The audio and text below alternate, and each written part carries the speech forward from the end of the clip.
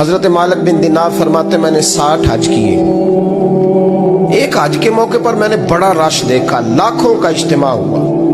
میری باتوں کی سمجھ تو آ رہی ہے نا آپ دوستوں؟ جو نہیں بول رہے انہیں بھی آ رہی ہے نا؟ اللہ جزا دے. کہتے ہیں لاکھوں کا مجمع تھا تو میرے دل میں خیال آیا, میں نے کہا اے اللہ, اتنے لوگ آئے ہیں, ان کا حج قبول بھی ہوا ہے کہ نہیں؟ فرماتے ہیں میں سوچ رہا تھا تو رات کو نا خواب میں نے کسی کہنے والے کو کہتے ہوئے سنا کہ سب کا قبول ہو گیا. بلخ کا رہنے والا محمد بن ہارون بلخی ہے, اس کا حج قبول نہیں. فرماتے ہیں شہروں کے علیحدہ علیحدہ خیمے لگتے تھے. اب بھی آپ حج کرنے جائیں تو پاکستانیوں کی رہائشیں علیحدہ ہوتی ہیں, انڈین کی علیحدہ, بنگلہ دیش کے علیحدہ, مصری, یمنی, سب لوگ علیحدہ علیحدہ رہائشیں ہوتی ہیں, جھنڈے لگے ہوتے ہیں ملکوں کے. کہتے ہیں میں نے سویرے اٹھ کے ڈھونڈنا شروع کر دیا, ڈھونڈتا ہوں وہ بندہ ملے. کہتے ہیں جہاں بلخ شہر کے لوگ رہتے تھے وہاں چلا گیا تو میں نے لوگوں سے پوچھا تم میں محمد بن ہارون بلخی کون ہے؟ لوگ کہنے لگے وہ تو بڑا نیک آدمی ہے, پرہیزگار ہے, بڑے بولے بالے, بڑے اللہ والے, ریاض آپ کو بس ہم ہی جانتے, وہ تو بڑا نیک ہے, پرہیزگار آدمی. میں نے کہا اچھا کہاں ہے؟ انہوں نے کہا پہاڑ کے پیچھے اس نے خیمہ لگایا ہوا ہے, ساری رات عبادت کرتا ہے, سارا دن روزہ رکھتا ہے, قائم اللیل ہے, صائم الدہر ہے. کیا بات؟ فرماتے ہیں میں ان لوگوں کی بات سن کے حیران ہو گیا کہ مجھے کیا بتایا گیا, یہ کیا کہہ رہے ہیں؟ فرماتے ہیں میں پہاڑ کے پیچھے گیا. حضرت مالک بن دینار علیہ رحمہ فرماتے ہیں جب میں وہاں پہنچا تو میں نے اس شخص کو مصلی پہ بیٹھے دیکھا. کثرت عبادت کے آثار اس کے وجود پر نظر آ رہے تھے, سیدھا بازو اس کا کٹا ہوا تھا.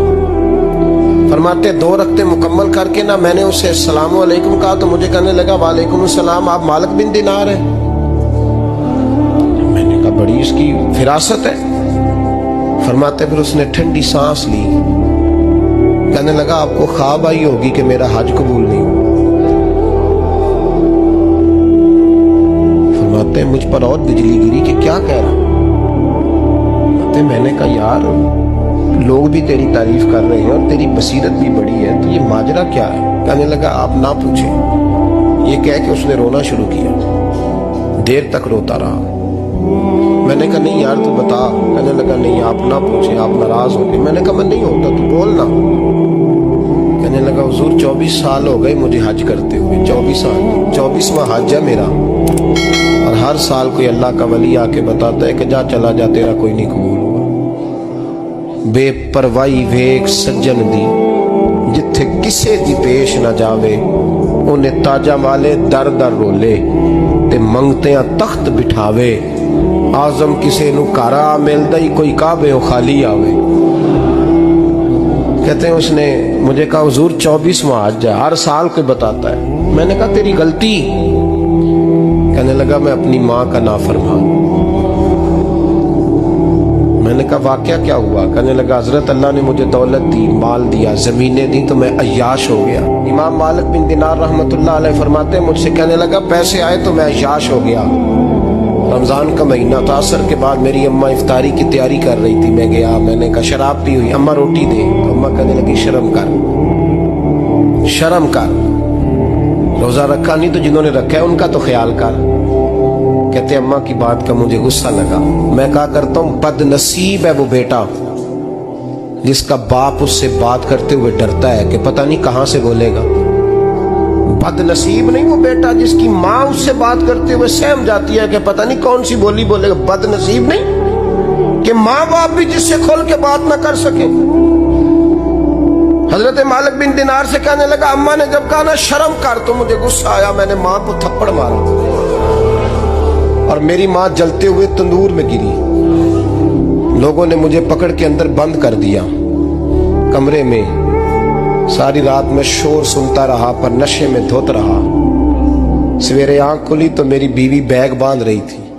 میں نے کہا کہاں جا رہی ہو؟ کہنے لگی جو ماں کا نہیں بنا میرا کیسے بنے گا. میں نے کہا میری اماں کا وہ تو لوگوں نے رات کو ہی دفن کر دی جنازہ پڑھ کے. تڑپ کے کہنے لگا مجھے کیوں نہیں بتایا؟ تو کہتے ہیں لوگ کہنے لگے تیری مرتی ہوئی ماں کہہ گئی تھی اسے میرا منہ نہ دیکھنے دینا. जनाजे के करीब ना आए। हजरत मालिक बिन दिनार फरमाते हैं, जब उसने ये बात सुनाई तो मैंने भी उसके मुंह पे थप्पड़ मारा। मैंने कहा तो इसी काबिल है। कहते हैं वो रोने लगा, हुजूर दुआ करे अल्लाह मुझसे राजी हो जाए। कहने लगा जब माँ की इंतकाल की खबर मिली तो मैंने कुल्हाड़ी लेके वो हाथ काट दिया जिससे माँ को मारा था।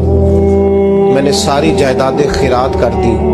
24 साल हो गए, 24 साल सारी रात नमाज पढ़ता हूँ, रोजा रखता हूँ, हज करता हूँ, पर हर साल कोई आके कहता है जा दौड़ जा, तेरा कोई नहीं कबूल हुआ। हुजूर दुआ करे मालिक राजी हो जाए। फरमाते मैं थप्पड़ मार के आ गया। मैंने कहा तुझसे राजी हो जाए इतने जालिम से?